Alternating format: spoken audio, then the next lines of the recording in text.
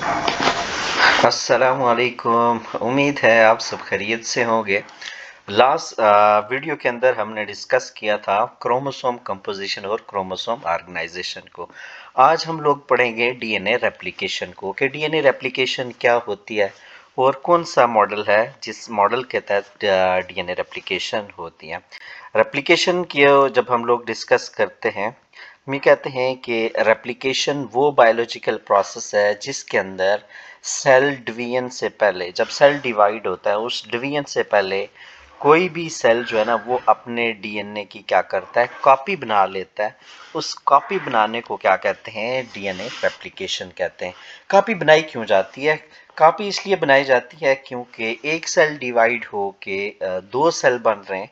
अब ये जो डीएनए है ये दो सेल्स के दरमियान में इक्वल डिवीजन होनी है। तो ये इक्वल डिवीजन के लिए, ताकि दोनों सेल्स के अंदर इक्वली डीएनए जो है ना वो क्या हो सके, डिस्ट्रीब्यूट हो सके, उसके लिए डीएनए रेप्लिकेशन होती है।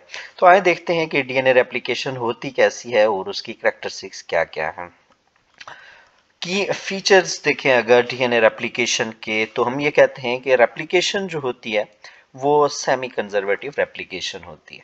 अब ये सेमी कंजर्वेटिव रेप्लिकेशन क्या है? सेमी कंजर्वेटिव रेप्लिकेशन कहते हैं ना कि ऐसी रेप्लिकेशन जब नया डीएनए बनता है पेरेंटल डीएनए से, तो नया डीएनए जो है ना वो कॉम्बिनेशन होता है किस चीज़ का, एक स्ट्रैंड जो है ना वो ओल्ड होता है, मीन्स के पेरेंटल होता है, और दूसरा जो है ना वो क्या चीज़ है, न्यूली सिंथेसाइज स्ट्रैंड होता है जिसको डॉटर स्ट्रैंड कहते हैं। अब इसको हम लोग आगे चल के डिटेल में मॉडल्स के अंदर देखेंगे। दूसरा फीचर ये है कि जो रेप्लिकेशन है वो बाई डायरेक्शनल होती है। बाई डायरेक्शनल मीन कि जिस पॉइंट से रेप्लिकेशन स्टार्ट होगी उस पॉइंट को हम लोग कहते हैं ओरिजिन ऑफ रेप्लिकेशन। उस पॉइंट से दोनों डायरेक्शन के अंदर, फॉर एग्जांपल मैं कहूँ राइट लेफ्ट, दोनों डायरेक्शन के अंदर जो है ना वो क्या चीज़ है, रेप्लिकेशन होगी। तीसरी करेक्टरिस्टिक्स ये है कि जो रेप्लिकेशन होती है वो सेमी डिसकंटिन्यूस होती है। सेमी डिसकंटिन्यूस का मतलब ये है कि जो रेप्लिकेशन होगी वो हमारे पास दो स्ट्रैंड के ऊपर होती है। एक स्ट्रैंड जो है ना वो बनता है कंटिन्यूसली, बनता रहता है। जो कंटिन्यूसली बनता है उसको हम लोग लीडिंग स्ट्रैंड कहते हैं। दूसरा जो स्ट्रैंड है वो डिसकंटिन्यूसली बनता है, मीन्स कि उसके अंदर फ्रेगमेंट्स, छोटे छोटे फ्रेगमेंट्स की मदद से जो है ना वो क्या चीज़ है, रेप्लिकेशन होती है। उन फ्रेगमेंट्स को हम लोग कहते हैं क्या चीज़, ओकाज़की फ्रेगमेंट्स कहते हैं। और जो नया स्ट्रैंड बनेगा उसको कहते हैं क्या चीज़, लैगिंग स्ट्रैंड। ये आगे हम लोग डिस्कस करते हैं।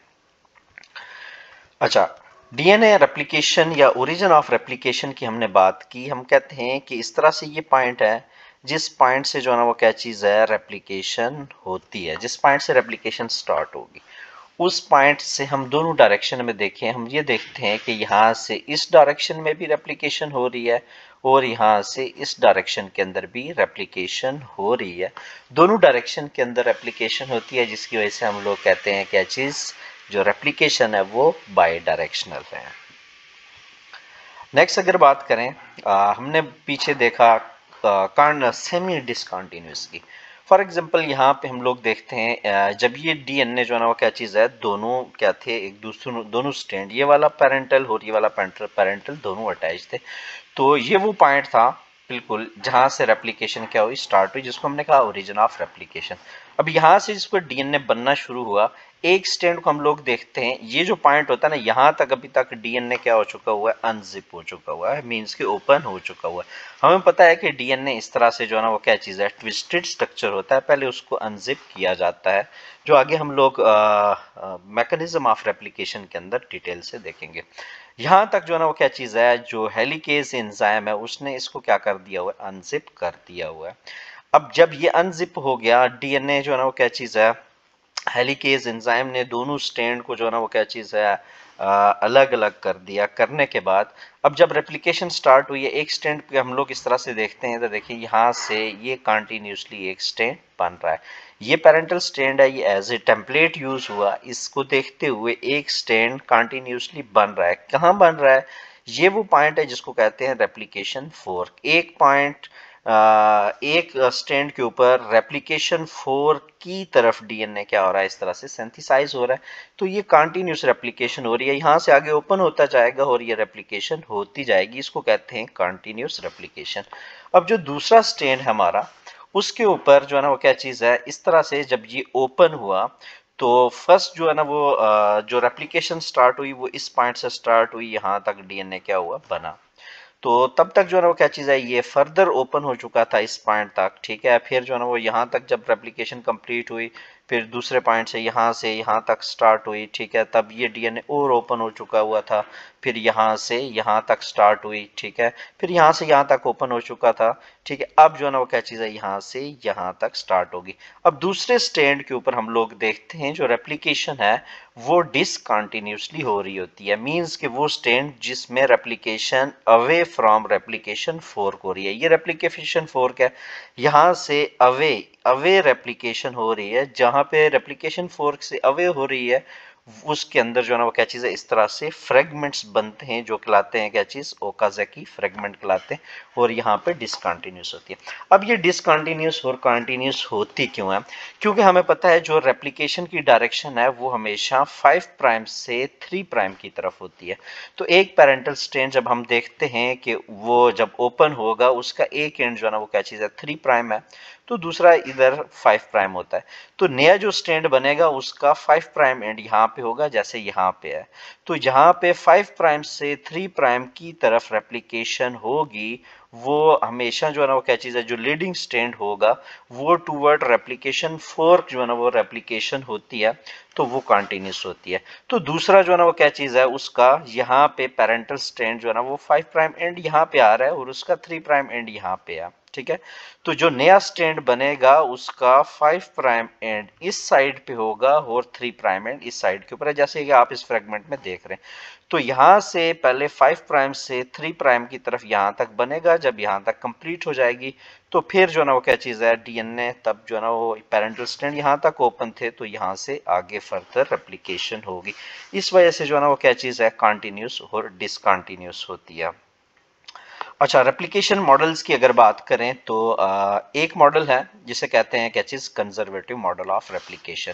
कंजर्वेटिव मॉडल ऑफ रेप्लिकेशन जो है ना वो क्या चीज़ है, इनकरेक्ट है, ठीक है। पहले ये दिया गया था कि रेप्लिकेशन जो है ना वो ऐसे होती है। अब ये कहता है कि इसको अगर ज़रा देखें, इस मॉडल के तहत ये कहता है कि जैसे कि ये पेरेंटल डीएनए है दोनों ब्लू कलर में, ये कहता है कंजर्वेटिव मॉडल ऑफ रेप्लिकेशन, जब डीएनए रेप्लिकेशन होती है तो दोनों parental strand, in blue colour वाले को हम लोग देखें तो पेरेंटल स्ट्रैंड दोनों इंटैक्ट रहते हैं, वो एक दूसरे से अलग नहीं होते। लेकिन जो नया डीएनए बनता है वो इस तरह से टोटली न्यूली सिंथेसाइज होता है, तो पेरेंटल डीएनए क्या रहता है, कंजर्व रहता है। तो सेकंड राउंड ऑफ रेप्लिकेशन में देखें इसी तरह से ये वाला पेरेंटल डीएनए ये यहाँ पे क्या रहा, कंजर्व रहा। तो इसको देखते हुए यहाँ से ये वाला डीएनए सिंथेसाइज हो गया। इसी तरह ये वाला जो है सेकंड राउंड ऑफ रेप्लिकेशन में ये वाला इसी तरह से यहाँ पे कंजर्व रहेगा और दूसरा जो है ना वो नया डीएनए बन जाएगा। तो ये कहता है क्या चीज, कंजर्वेटिव मॉडल ऑफ रेप्लिकेशन। दूसरा मॉडल है जो कहलाता है क्या चीज, dispersive model of replication. Dispersive model of replication क्या कहता है, वो ये कहता है कि ये जो पेरेंटल डीएनए है वो पेरेंटल डीएनए जो है ना वो क्या चीज है, पहले उसकी सारी न्यूक्लियोटाइड इस तरह से जो है ना वो क्या हो जाती है, ब्रेक हो जाती हैं। ब्रेक होने के बाद वो सारी न्यूक्लियोटाइड डिस्पर्स हो जाती हैं। डिस्पर्स होने के बाद जब नया डीएनए बनता है, इससे जो है ना वो क्या चीज़ है, नया बना ये वाला डीएनए और ये वाला फर्स्ट राउंड ऑफ रेप्लिकेशन के बाद जो है ना वो क्या चीज़ है, नया डीएनए बना। अब इस नए दोनों डीएनए के अंदर आप लोग देखेंगे ये जो ब्लू कलर वाला है ये पेरेंटल डीएनए है, मीन्स कि ये वाला ओल्ड डीएनए और इसके अंदर ये जो रेड वाला है ये क्या चीज है, न्यूली सिंथेसाइज्ड डीएनए। अब नया डीएनए को अगर हम लोग देखेंगे वो कॉम्बिनेशन है किसका, इसके अंदर अगर हम लोग देखें तो वो ओल्ड न्यूक्लियोटाइड और न्यू न्यूक्लियोटाइड का क्या होता है, कॉम्बिनेशन होता है। तो ये कहता है क्या चीज, डिस्पर्सिव मॉडल ऑफ रेप्लिकेशन। ये सेकंड राउंड ऑफ रेप्लिकेशन में हम देख सकते हैं कि इसके अंदर दो कॉम्बिनेशन है, ब्लू और रेड। मींस कि इसमें जो ब्लू रिप्रेजेंट कर रहा है वो पेरेंटल डीएनए के न्यूक्लियोटाइड को रिप्रेजेंट कर रहा है और रेड वाला न्यू न्यूक्लियोटाइड को रिप्रेजेंट कर रहा है। इवन कि ये वाला भी करेक्ट है क्योंकि कोई एक्सपेरिमेंटल प्रूफ जो है ना वो क्या चीज़ है, इसको इसके फेवर में नहीं था। ये साबित किसी भी एक्सपेरिमेंट से ये दोनों नहीं हो सके। तो तीसरा मॉडल है रेप्लिकेशन का, जो कहलाता है क्या चीज, semi conservative model of replication, जो कि करेक्ट भी है। ठीक है, इसको प्रपोज किया था वाटसन एंड क्रिक ने, और इसको एक्सपेरिमेंट की मदद से कंफर्म किया किसने, मसेल्सन एंड स्टाल ने। कब, 1958 के अंदर। इसके बाद हमारा दूसरा टॉपिक भी यही होगा, हम लोग ये डिस्कस करेंगे। According to semi conservative of model of replication, वो ये कहता है कि ये जो पेरेंटल डीएनए, इसके दोनों स्ट्रैंड जो है ना, वो क्या चीज़ है, अलग हो जाते हैं। जैसे कि हम यहाँ पे फर्स्ट राउंड ऑफ रेप्लिकेशन में देख सकते हैं कि यहाँ पे ये जो ब्लू कलर वाला है, ठीक है, ये पेरेंटल स्ट्रैंड एक है और दूसरे वाला यहाँ पे, ये दोनों पेरेंटल स्ट्रैंड अलग हो गए और ये दोनों strand as a template use होते हैं। और इसको देखते हुए दूसरा रेड वाला जो है ना, क्या चीज़ है, यहाँ पे दूसरा स्ट्रैंड क्या होता है, सिंथेसाइज हो जाता है। तो यहाँ पे भी हम लोग देखें, दूसरा स्ट्रैंड क्या हो जाएगा, सिंथेसाइज हो जाएगा। अब ये हमारे पास दोनों न्यूली सिंथेसाइज्ड डीएनए आए। अब ये नए जो डीएनए आए, ये हमारे पास कॉम्बिनेशन है किस चीज का, ओल्ड पेरेंटल स्ट्रैंड और न्यूली सिंथेसाइज्ड स्ट्रैंड जो है ना, वो क्या चीज है। तो इट मींस कि जो नया डीएनए बनता है, वो उसके अंदर एक पेरेंटल स्ट्रैंड होता है और जो है ना, वो क्या चीज है, एक न्यूली सिंथेसाइज्ड स्ट्रैंड होता है। इसे कहते हैं क्या चीज, semi conservative model of replication. इसको एक्सपेरिमेंट की मदद से प्रूव किया था किसने, मसेल्सन और स्टाल ने प्रूव किया था। प्रूव इस तरह से किया था कि उसने यूज किए थे किसको, हैवी नाइट्रोजन के आइसोटोप और लाइट नाइट्रोजन आइसोटोप, नाइट्रोजन 14 को। उसके अंदर बैक्टीरिया को ग्रो करवाया, करवाने के बाद फिर डीएनए को जो है ना, वो क्या चीज एक्सट्रैक्ट करके उसको डेंसिटी ग्रेडियंट की बेस के ऊपर जो है ना, वो सेपरेट किया। वहां से जो है ना, वो क्या चीज है, इंटरमीडिएट डेंसिटीज डीएनए की आई। वो इस बात का प्रूफ थी कि जो रेप्लिकेशन है वो सेमी कंजर्वेटिव होती है। तो इसको हम लोग जो है ना, वो क्या चीज़ है, मसेल्सन और स्टाल एक्सपेरिमेंट को हम लोग डिटेल से देखेंगे। तो आज के लिए इतना ही। अगर आपका कोई क्वेश्चन है, कोई कंफ्यूजन है, तो आप कमेंट सेक्शन के अंदर पूछ सकते हैं। Thank you so much.